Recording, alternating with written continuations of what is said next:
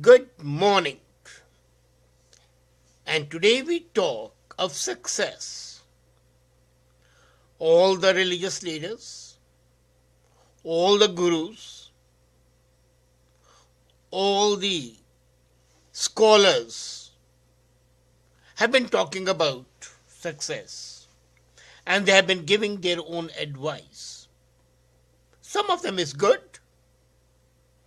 some of them is very good, and some is just a rehash of what the others say. Well, each recommendation has some utility. But how far is that relevant?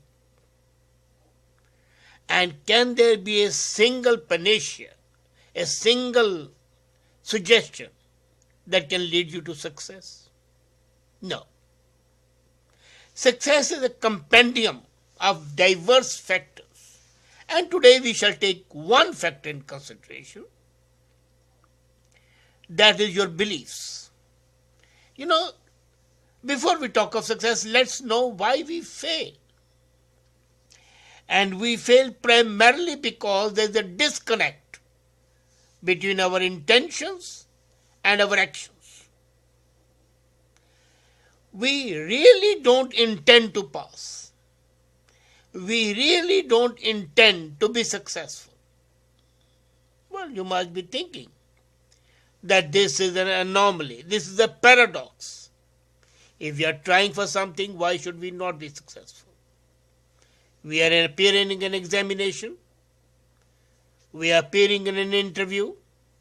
We are in a discussion.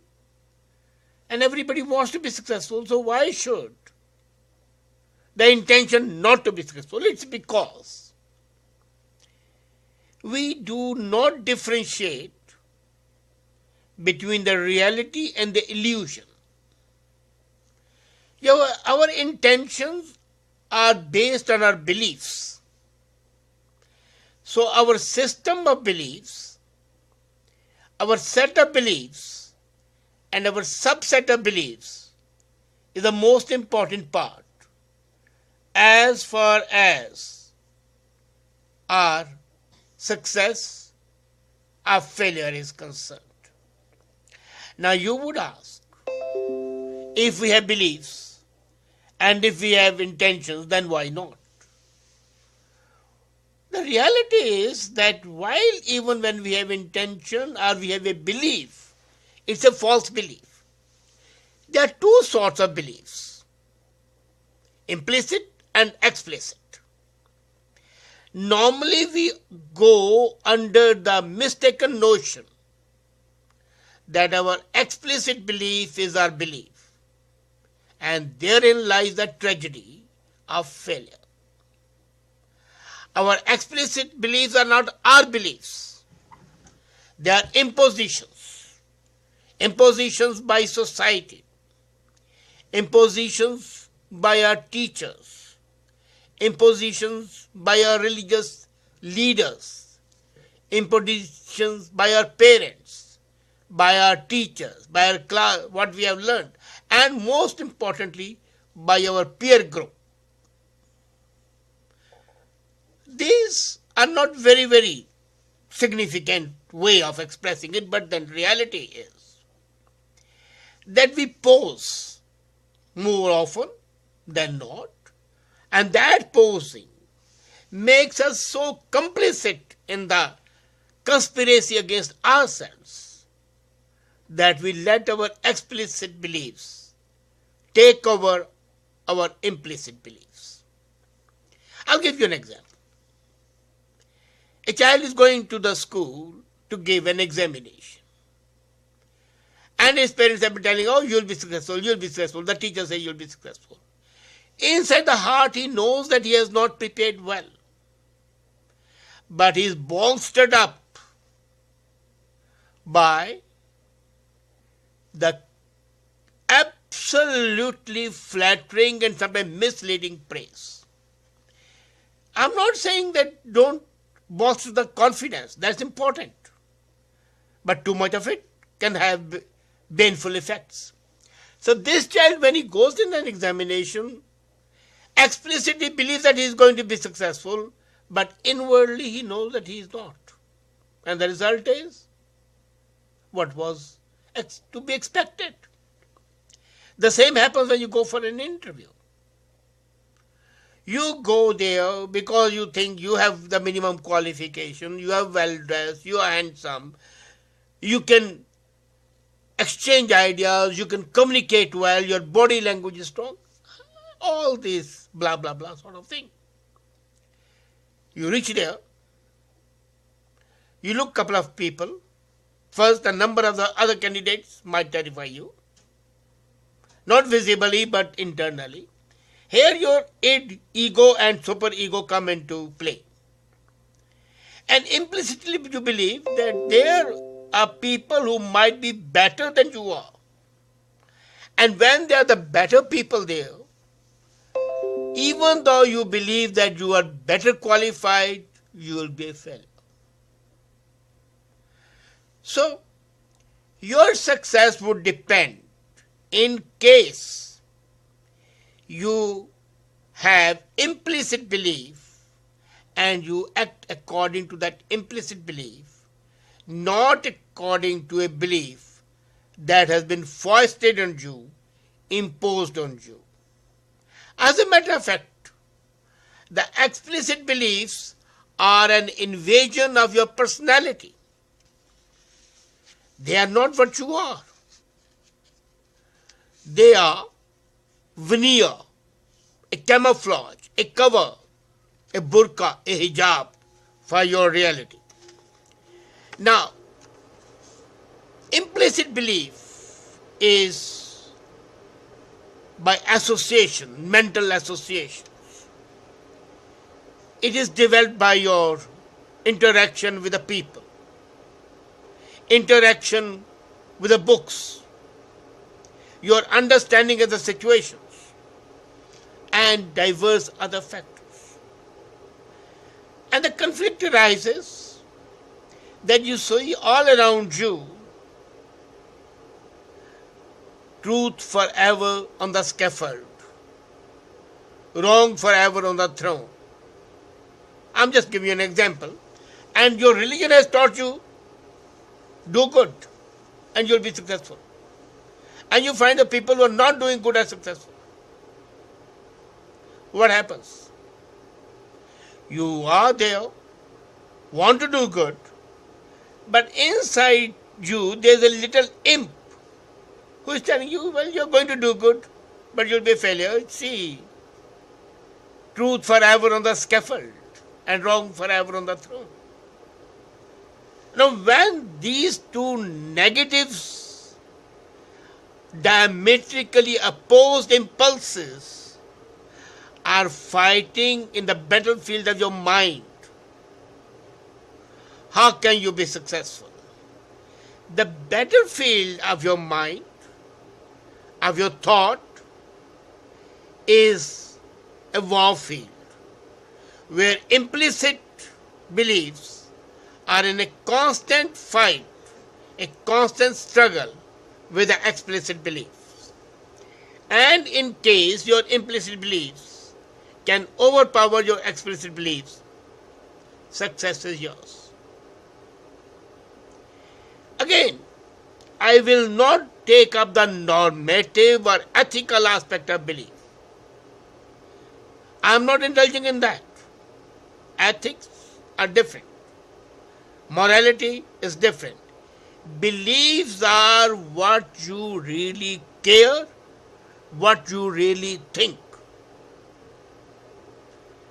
And if you act according to your implicit belief, success would be yours, not the failure. Now the point arises, why is it then the people don't do that? Don't act according to the implicit belief? It is because of the fear psychosis, the fear of the others, what the others shall say, what the peers shall say, what the society shall say, what your relations and friends shall say. And I will tell you about the dichotomy of the explicit and implicit belief in a very simple way. Everybody nowadays says the biggest term of abuse or the biggest term of condemnation can be that you are a racist. And you say you are not a racist.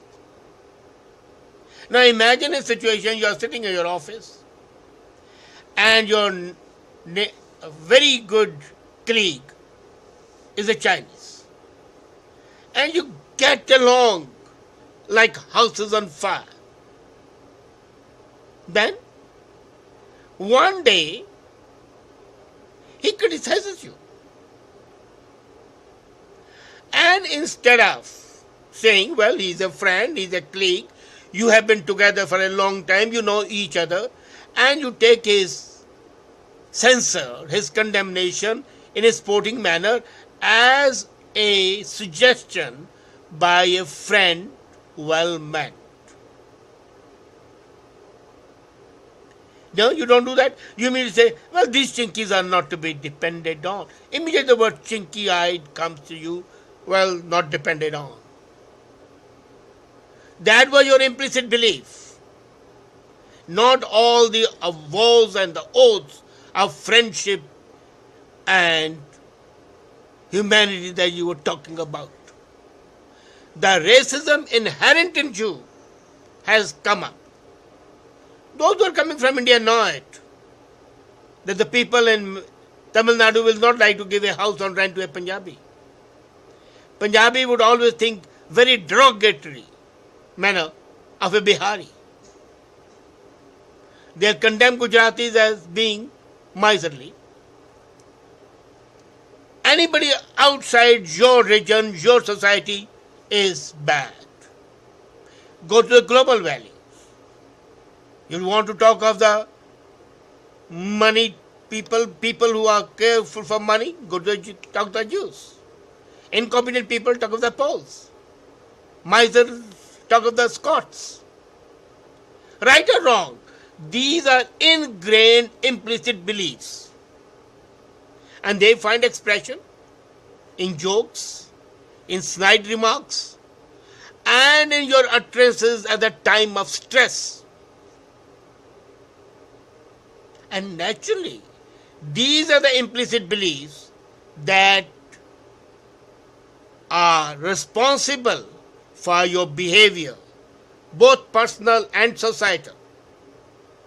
As I referring back to my old example, as long as things were just going normal, you were all honky-dory, we were friends. At the moment, a small fixture appears, all your racial attitudes, all your implicit beliefs, wrong they may be, they come into force, they come into play. So your success would be dependent on your implicit beliefs. Now, how to change those implicit beliefs? That's the most important part. And that is, first thing is, you have got to unlearn. Wipe the slate clean of your mind. You know, if there's a slate and you want to rewrite, unless you clean it, you can't rewrite on that. Defragment the hard drive of your mind.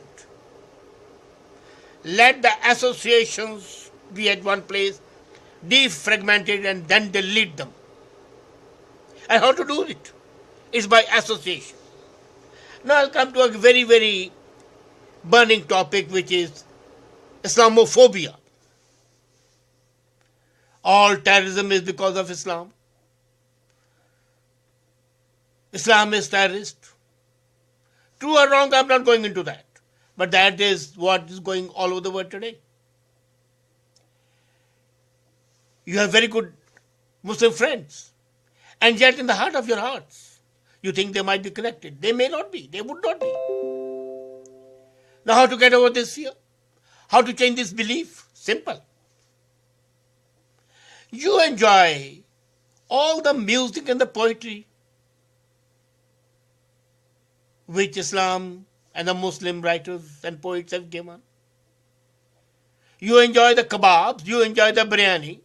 You go gaga or everything on the ghazals and the music and the Ghulam Ali and name it, and they are Noshad and whatever. So think of the Muslims as a part of your good experience. When you think of Islam, why only think of 9/11? Why not think of the same that you eat at the time of Eid? You think the Sikhs are terrorists? Okay, but think of the langar that feeds millions of hungry people. Every sect has its negative points, so think of the positive one, have association with the positive. That's one part. Secondly, your failures. You always identify, parents do it. My elder son is very handsome. My daughter is great. Yes, they are. But by association, you're denigrating the other child. The sibling rivalry is ignited with the parents. They are responsible for that. So get over that. If you are rivalry, and implicitly you would be having, have you ever associated the positive things to your sibling? So this is a process of association. First is cleansing your mind and then associating positive things to everything, to persons, to actions, and to yourself. So this whole subset of beliefs would undergo a gradual change. Let's be sure it's not going to happen all of a sudden. It's going to take its own time. But this process is work. And as I said, until and unless you are able to have a set of beliefs, implicit beliefs, not the explicit ones, your way to the success would not be smooth, but would be a checkered one. Let this day be the harbinger of a new day for you, where you sustain your beliefs, your innate beliefs that motivate you, change them, alter them consciously, carefully. That way lies the success. Thank you.